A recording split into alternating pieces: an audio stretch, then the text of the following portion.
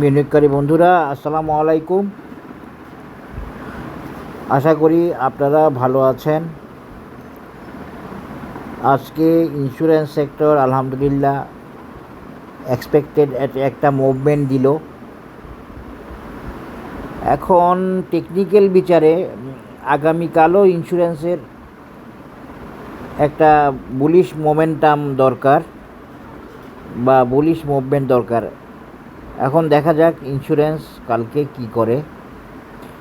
ইন্স্যুরেন্সের একটা ব্রেকআউট হতে পারে এবং একটা রিটেস্ট হতে পারে আগামী 2 দিনে, আশা করতেছি ইনশাল্লাহ। ইন্স্যুরেন্স সেক্টর আজকে প্রমাণ করলো যে ইন্স্যুরেন্স সত্যি নাম্বার 1 সেক্টর এবং ইন্স্যুরেন্সের আগে কোনো সেক্টর রিয়েল মুভমেন্টে যাবে না বা যেতে পারবে না।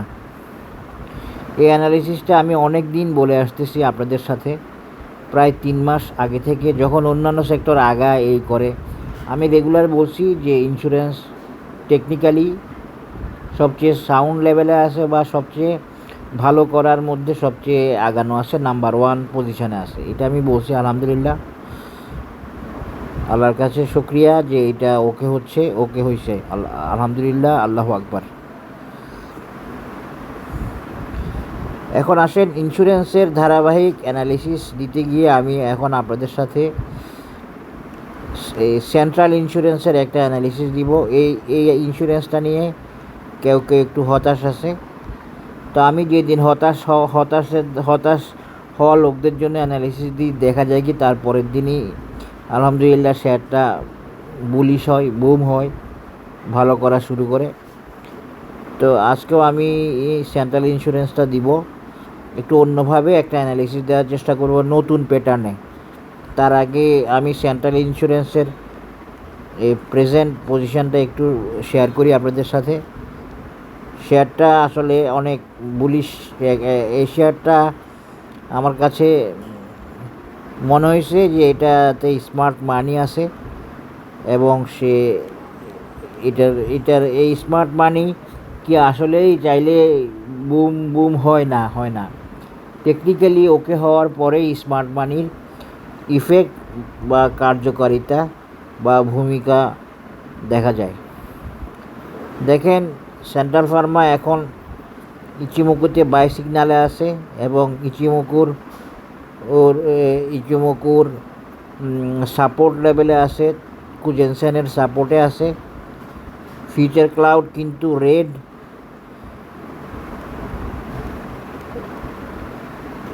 টানকেনসেন কুজেনসেনে বাই সিগন্যাল আছে। এমএসিডি খুব সুন্দরভাবে পজিশন নেওয়া আছে, ডাইভারজেন্সে আছে, যদিও পজিটিভ ডাইভারজেন্স, কিন্তু এটা প্রয়োজনীয় পজিটিভ।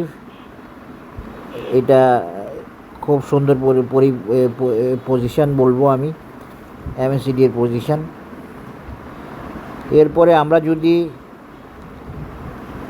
ট্রেন্ড দেখার জন্য অরুণ আপ ট্রেন্ড আছে, কিন্তু একটু দুর্বল আপ ট্রেন্ড দেখা যাচ্ছে অরুণে। এরপরে যদি আমি অসাম নিই, অসাম অসিলেটর, যেটা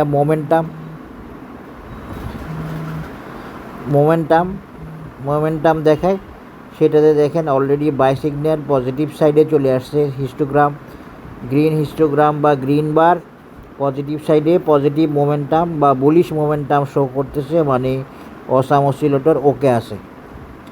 এখন অ্যাকুমুলেশন ডিস্ট্রিবিউশনের জন্য যদি আমি একটু চেক ইন দেখি, যদিও এই চেক ইনটার অ্যাকুমুলেশন ডিস্ট্রিবিউশনটা খুব দ্রুত সিদ্ধান্ত চেঞ্জ করে। এই যে দেখছেন, অ্যাকুমুলেশন থেকে এখন আবার ডিস্ট্রিবিউশন লেভেলে চলে গেছে। আসেন এখন আমরা একটু আরএসআই দেখব।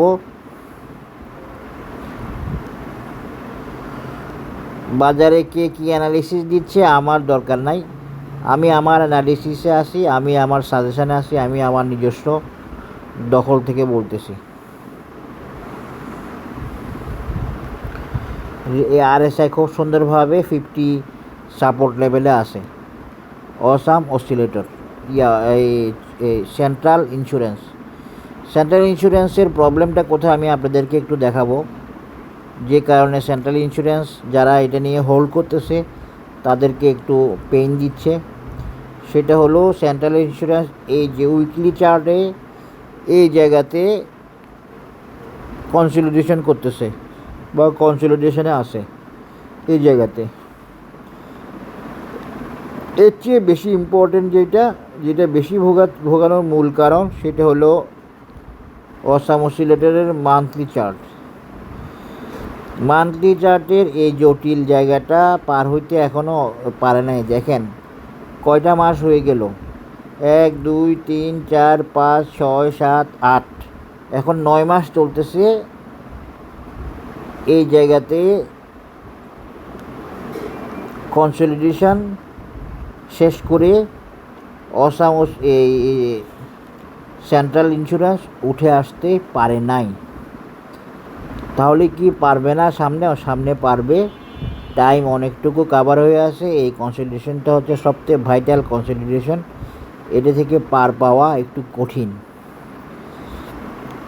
আশা করি বুঝতে পারছেন, এটাই মূল প্রবলেম, এটার কারণে এত দেরি।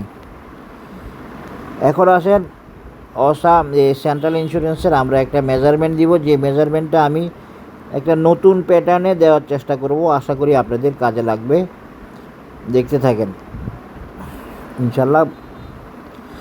আমি আজকে অসাম এই সেন্ট্রাল ইন্স্যুরেন্সকে আমি আজকে একটা নতুন প্যাটার্নে আপনাদের সাথে শেয়ার করব। সেটা হলো, প্যাটার্নটা নতুন না, এই প্যাটার্নটা এই ইন্স্যুরেন্সের জন্য নতুন।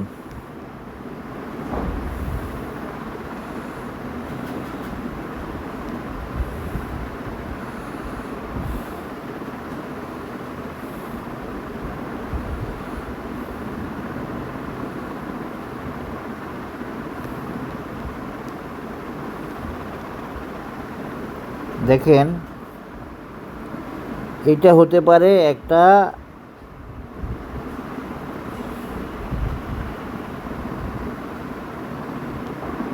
একটা inverted head and shoulder pattern.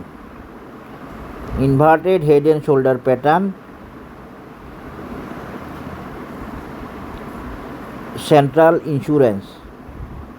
তো ইনভার্টেড হেড অ্যান্ড শোল্ডার প্যাটার্নটা আসলে অনেক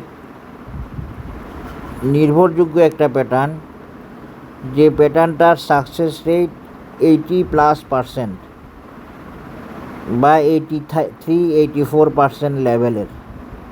ইনভার্টেড হেড অ্যান্ড শোল্ডার প্যাটার্নের success rate as per inverted head and shoulder pattern আমরা কি দেখতে পাচ্ছি? আমরা দেখতে পাচ্ছি যে একটা টার্গেট লেভেল হচ্ছে 70 টাকা। আশা করি বুঝতে পেরেছেন, টার্গেট লেভেল হচ্ছে 70 টাকা। আর একটা রেজিস্ট্যান্স লেভেল হচ্ছে 49-50 টাকা। এটা একটা রেজিস্ট্যান্স লেভেল, নেক লেভেল, আর এটা হচ্ছে target level inverted head and শোল্ডারের। আশা করি বুঝতে পেরেছেন। আজকে নতুন একটা প্যাটার্ন দিয়ে, প্রাইস অ্যাকশন প্যাটার্ন বা ক্লাসিক প্যাটার্ন দিয়ে আপনাদের সাথে সেন্ট্রাল ইন্স্যুরেন্সের টার্গেট বা রেজিস্ট্যান্স শেয়ার করলাম। এখানে আর অন্য কোনো কিছুর প্রয়োজন নাই, এমনকি ফিবোনাসি হইতে শুরু করে কোনো কিছুর প্রয়োজন নাই।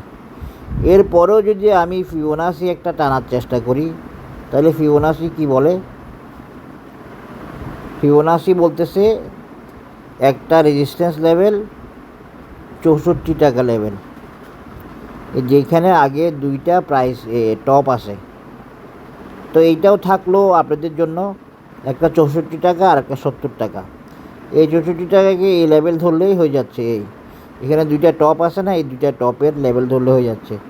তাইলে সব মিলিয়ে 64 আর 70, আর যদি এটা বাদ দিই, ফিবোনাসি বাদ দিই, তাহলে only 70 as per inverted head and shoulder. এই 70টাই প্রপার এবং পারফেক্ট। আশা করি বুঝতে পেরেছেন, এখানে আর অন্য কোনো মেজারমেন্টের প্রয়োজন নাই। এরপর আমি 64 একটা দেখাই দিলাম। এখন আসেন দ্রুত আমি এই হেড অ্যান্ড শোল্ডারের বাইরে আবার আরেকটা প্যাটার্ন দেখাই দিই, অ্যানালিসিসটা শেষ করব। সেটা হলো ক্লাসিক সি হর্স প্যাটার্ন দিয়ে আমি একটু দেখাই দিচ্ছি। এটা একটু জটিল মনে হবে, কারণ এটা একটা জটিল পজিশন থেকে আমি এই প্যাটার্নটা দেখাচ্ছি। মানে এই টাইপের এই প্যাটার্ন আপনারা খুব বেশি দেখেন নাই। তবে মেজারমেন্ট ওকে, সব কিছু ওকে। এবং দেখেন এই প্যাটার্নের একটা টার্গেট অলরেডি মিট করছে। তাহলে এখানে কত? এই 64 টাকা। তাহলে হেড অ্যান্ড শোল্ডার দিয়ে দেখাইলে 70 টাকা, আর ক্লাসিক সি হর্স প্যাটার্ন দিয়ে যদি দেখায় সেটা হলো 64 টাকা। এই দুইটা রেজিস্ট্যান্সকে আপনারা কনসিডারেশনে রাখবেন। বাজার কোন প্যাটার্নে আসে, কোন প্যাটার্নে যাবে, বাজার কাউকে বলে দিবে না, বলে দেয় না। কারণ এখানে কনফিউজিং প্যাটার্ন আছে, এটা নইলে এটা হইতে পারে। এই জন্যই বললাম 64 আর 70 এই দুইটা টার্গেটই থাকলো। এটা হলো ক্লাসিক সি হর্স প্যাটার্ন দিয়ে দেখানো। বি পয়েন্ট একবার টার্গেট মিট করছে, এখনও আবার বি পয়েন্ট 48 বা 49 টাকা রেজিস্ট্যান্স আছে। আশা করি আপনারা বুঝতে পেরেছেন সেন্ট্রাল ইন্স্যুরেন্সের টার্গেট লেভেল কখন যেতে পারে। কেউ যদি জিজ্ঞেস করেন,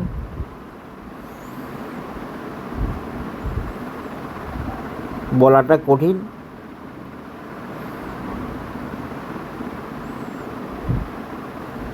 জুন নাগাদ চলে যেতে পারে বা তারও আগে।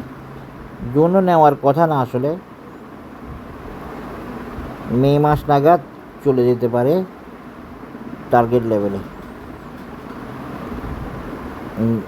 মে অথবা জুন। এই সবাই ভালো থাকবেন, ধন্যবাদ, আসসালামু আলাইকুম।